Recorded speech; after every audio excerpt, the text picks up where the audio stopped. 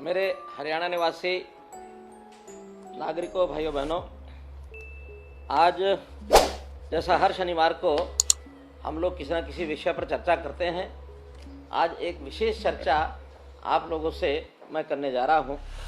और वो विशेष इस मायने में है कि समाज में परिवार अपने बच्चों की देखरेख करने के लिए हमेशा हर संभव प्रयत्न करता है और उनकी संभाल शिक्षा के नाते करना ये हमारे स्कूल के अध्यापक, माता पिता, अन्य अभिभावक, उन सबकी एक जिम्मेदारी होती है।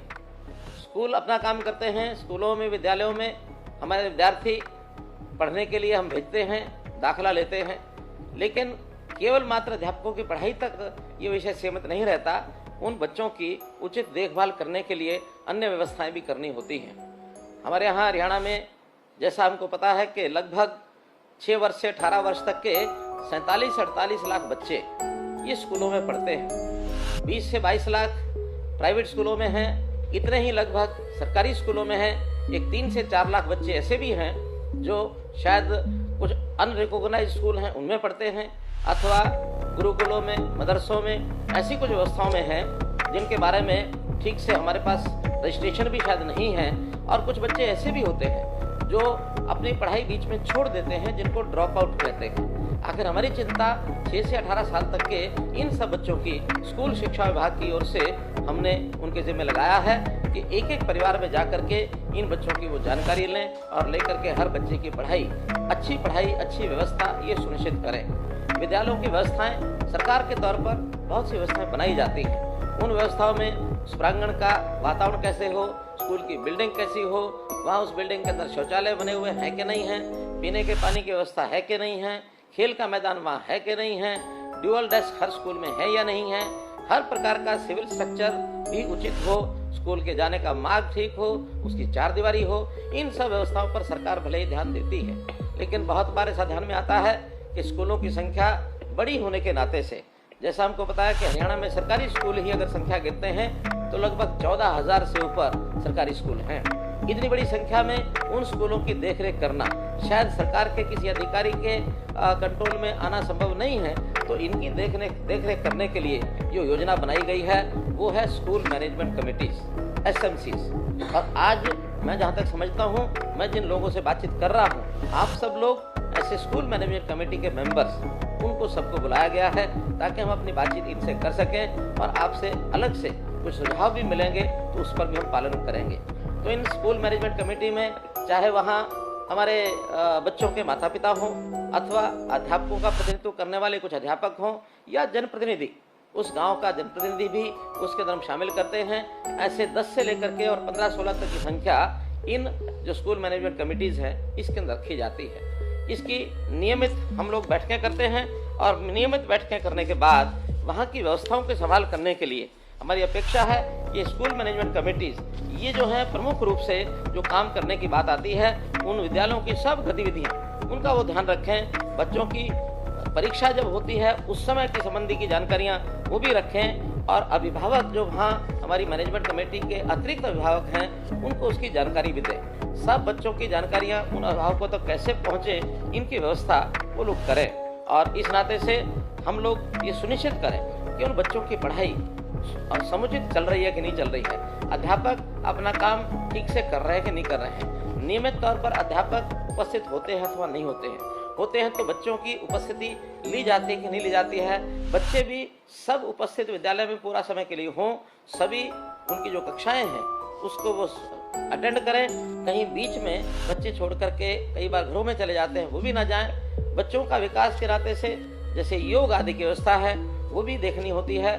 खेल में बच्चे कहीं अपना भाग लेते हैं कि नहीं लेते हैं। आखिर बच्चों के मानसिक विकास, बौद्धिक विकास के साथ साथ उनका शारीरिक विकास ये करना भी बहुत आवश्यक होता है। तो इस हिसाब से उन बच्चों को आगे बढ़ने के लिए जो गैर शैक्षणिक कार्य हैं उन कार्यों में भी बच्चों का विकास जो है वो जुड़ा होता है। बच्चों को पाठ्य पुस्तकें दी जाती हैं, डिपार्टमेंट की ओर से जो पाठ्य पुस्तकें निःशुल्क रूप में दी जाती हैं उनको मिली कि नहीं मिली हैं। ऐसे ही बच्चों को हमने जो 10वीं, 11वीं, 12वीं में मुफ्त में टैबलेट बांटे हैं, वो टैबलेट उनको मिले कि नहीं मिले हैं। अधिगम ये जो शिक्षण सामग्री है वो उनको मिली है कि नहीं मिली है। बहुत बच्चों को प्रोत्साहन राशि ये दी जाती है, वो राशि उनको प्राप्त हुई है कि नहीं हुई है। बच्चों की वर्दी वो उनको मिली है कि नहीं मिली है। विद्यालय में पुस्तकालय की व्यवस्था ये है या नहीं है, क्योंकि पुस्तकालय की व्यवस्था होना भी इसलिए अनिवार्य है कि बच्चे अपने सामान्य पढ़ाई के साथ साथ पुस्तकालय में अतिरिक्त ज्ञान के लिए उन पुस्तकों का कई बार उपयोग करते हैं। तो इस प्रकार से ऐसे बहुत से काम हैं जो बच्चों को पढ़ाई के साथ साथ उनकी व्यवस्था देखना, उनको ध्यान रखना, ये हमारा काम है। एक श्रेणी उसमें विकलांग बच्चों की भी आती है। तो विकलांग बच्चे, उनकी एक प्रकार से आने जाने की व्यवस्था, अगर कहीं चढ़ाई है उस स्कूल के कहीं फर्श पर, तो उसको ऊपर चढ़ने के लिए वहाँ रैंप बने हैं कि नहीं बने हैं, उन बच्चों के बैठने की अलग से व्यवस्था है कि नहीं है। उनकी पढ़ाई भी कई बार विशेष चैलेंज जो बच्चे होते हैं उसकी पढ़ाई की व्यवस्था भी अलग प्रकार से करनी पड़ती है, वो उनको है कि नहीं है। बच्चों को मिड डे मील दिया जाता है, तो मिड डे मील भी बच्चों में इसका वितरण ठीक होता है कि नहीं होता है। भोजन उसकी क्वालिटी ठीक है या नहीं है, उसकी मात्रा ठीक है कि नहीं है। ठीक उचित मात्रा में जो उस भोजन की उष्णता है, उसका जो गर्म भोजन मिलने का उनको एक प्रबंध है, वो होता कि नहीं होता है। कहीं भोजन की क्वालिटी ऐसी खराब ना हो कि उनको उस भोजन के लाभ के बजाय उनको कोई हानि हो जाए। तो इस प्रकार से बहुत से ऐसे काम हैं जो हमारे एसएमसीज को ये ध्यान रखने होते हैं। बच्चों की पढ़ाई की गुणवत्ता कैसे बढ़े, हम निरंतर अध्यापकों का प्रशिक्षण ये भी करते हैं, और अध्यापकों के प्रशिक्षण के साथ साथ अब हमने विद्यालयों में एक दूसरे अलग श्रेणी के विद्यालय भी खोलना शुरू किया है। संस्कृति model school senior secondary school के लेवल के भी हैं, और प्राइमरी सेक्शन भी हमने संस्कृति मॉडल स्कूल के खोले हैं। कुछ अभिभावक ऐसा चाहते हैं कि भले हमको थोड़ा पैसा खर्च करना पड़े, लेकिन हमारे बच्चे सीबीएसई स्कूल में भी पढ़ने के लिए सरकारी व्यवस्था हो, हमने वो भी शुरू की है। इसका भी आप लोगों को निश्चित रूप से लाभ जो है वो मिला होगा। तो मैं इन सब बातों के साथ साथ इतना ही विषय आपके सामने करना चाहता हूं कि इन सब में आप लोगों का अपना योगदान कितना है। अभी जब हमने अनुमान लगवाया कि बच्चों के ड्यूअल डेस्क ये कितनी मात्रा में है, तो पता लगा कि बहुत कम स्कूल में ड्यूअल डेस्क हैं। अगर सरकारी जो प्रक्रिया है उसके माध्यम से ड्यूअल डेस्क हम खरीदते हैं और दिए जाते हैं, तो उसमें समय बहुत लगता है, और क्वालिटी भी कई बार तो बहुत सी शंकाएं उसमें हो जाती हैं, कीमत भी ठीक से उसकी पता नहीं लगती है। तो हमने एक निर्णय लिया, बहुत सोच समझ के निर्णय लिया कि हम कुछ खर्च एसएमसीज के हवाले करें, ताकि वो वहाँ पर अपने ड्यूअल डेस्क की व्यवस्था या निर्माण कार्यों में छोटी मोटी आवश्यकता है, कहीं शौचालय की कमी है, कहीं पीने पानी की कमी है, कहीं सड़क का मार्ग ठीक नहीं है, कहीं चारद्वारी ठीक नहीं है, कहीं विद्यालय के सौंदर्यीकरण में कोई आवश्यकता है, कहीं छोटी बड़ी मुरम्मत है, ऐसे सब कामों के लिए एसएमसी को ही हमने अधिकृत किया, और 25 लाख रुपए की राशि हर स्कूल के लिए उसकी एक सीमा भी निर्धारित की कि उस 25 लाख रुपए तक, 25 लाख रुपए फिक्स नहीं है, उसके अंदर अंदर कम करना है। वो कम में होता तो कम में करें, मैक्सिमम 25 लाख रुपए तक आप अपने आप खर्च करने की व्यवस्था कर सकते हैं। उसके लिए आप लोग कोटेशंस लेकर के भी काम कर सकते हैं।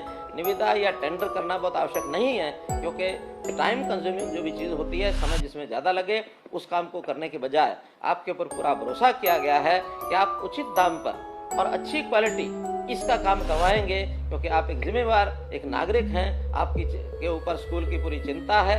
आप स्कूल की मैनेजमेंट के नाते से, बच्चे आपके हैं, गांव आपका है, शहर आपका है, अध्यापक आप स्वयं हैं, तो ऐसी जिम्मेवारी शायद चंडीगढ़ में बैठा हुआ व्यक्ति महसूस न करे, लेकिन एसएमसी का हर सदस्य अपने विद्यालय के लिए इन कामों की जिम्मेवारी हमसे ज़्यादा समझेगा। इस भाव को ध्यान में रखते हुए हमने आपको पूरी जिम्मेवारी दी है, और अनुभव भी आया है कि जो काम शायद सरकारी व्यवस्था से किया जाता, और उस काम को आपके माध्यम से जो करवाया गया है, ऑन एवरेज 5 से 7 लाख रुपए का खर्च कम आया है। अर्थात 25 लाख में 7 लाख का मतलब है 25 से 30% का पैसा बचा भी है।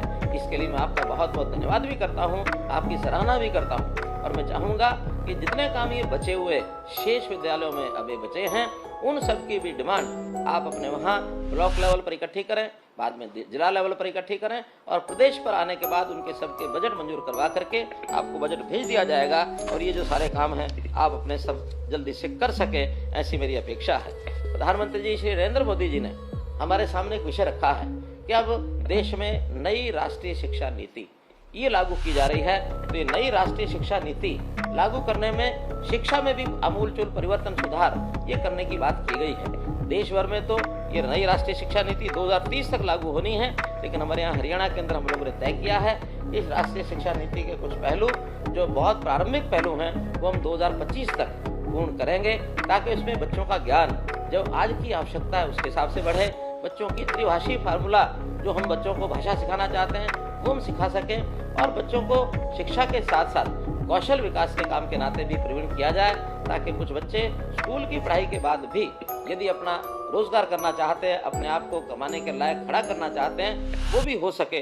तो ऐसे काम में भी आप सब लोगों का हमको योगदान चाहिए। आप जरूर इसके अंदर ये जो पॉलिसी है आज के युग की, जिसके अंदर रिफॉर्म, परफॉर्म और ट्रांसफॉर्म, ये जो 3 शब्दों के साथ एक दिया जाता है आप लोगों का सैद्धांतिक विषय, कि आप इसके अंदर लागू करके और 21वीं सदी की जो ज़रूरत है उसके हिसाब से आप उसको लागू कराएंगे, ऐसा मेरा मानना है। मैं ये भी मानता हूँ कि हमको कुछ व्यवस्थाएं नई खड़ी करनी पड़ेंगी, ताकि बच्चों की शिक्षा का, बच्चों की उपस्थिति का, बच्चों के अध्यापक पूरी संख्या हुई कि नहीं हुई, जिस स्कूल में बच्चे कम हैं अध्यापक ज़्यादा हैं वहाँ को भी हम ठीक कर सके, जहाँ अध्यापक बच्चे ज़्यादा हैं अध्यापक कम हैं उसको भी हम ठीक कर सके। और हाँ, बहुत स्कूल ऐसे हैं जहाँ बच्चों की संख्या बहुत ही कम है, अर्थात 10 से लेकर 15 तक भी बच्चे नहीं हैं, वहाँ भी अध्यापक कम से कम 2 यदि लगाए जाते हैं तो बड़ी कठिन व्यवस्था पड़ती है। ऐसा एक जिसको कहना चाहिए कि एक समान वितरण जो है अध्यापकों का भी ठीक हो सके, इसके ऊपर पूरा हम ध्यान रखे हुए हैं। बहुत जल्दी एक MIS एक हम प्रोग्राम बनाएंगे, जिसके अंदर हर विद्यालय में कितने बच्चे हैं, कितनी उनकी उपस्थिति होगी और कितने वहाँ अध्यापक हैं, कितनी आवश्यकता है, ताकि जल्द से जल्द उनको अध्यापक भेजे जा सके। अगर स्थायी नियुक्ति हमारे अध्यापकों की नहीं होगी तो हम जो अस्थायी तौर के ऊपर उनकी भर्ती करके भी उनको भेजेंगे। ये काम भी हम बहुत जल्दी करने जा रहे हैं। बच्चे जो ड्रॉप आउट होते हैं, उस ड्रॉप आउट बच्चों की चिंता भी हमारे जो विद्यालय हैं वो ज़रूर करें। अगर ड्रॉप आउट के विद्यालयों की चिंता बच्चों की कर ली जाती है तो निश्चित रूप से कोई बच्चा हमारा वो बाहर न रहे, इस स्थिति तक हम आना चाहते हैं। कुल मिलाकर के हमारे बच्चों की शिक्षा अच्छी कैसे हो, ये जिम्मेदारी हम सबकी है, चाहे उसमें सरकार है, हमारा शिक्षा विभाग, चाहे अन्य विभाग हैं, या फिर गांव में पंचायत से लेकर के अभिभावक, अध्यापक, सभी ये जो स्कूल मैनेजमेंट कमेटी है, इन सब की चिंता, बच्चों की पढ़ाई की चिंता होनी चाहिए। एक बच्चा यदि बचपन उसका संवर जाता है तो निश्चित रूप से आगे वो एक अच्छा नागरिक बनेगा। आज हम जिस युग में जी रहे हैं, इस युग में माता पिता और अध्यापक सबकी चिंता बच्चों की पढ़ाई होनी चाहिए। मैं तो कम से कम अपने समय की बात बता सकता हूँ, आज से 50 साल पहले की।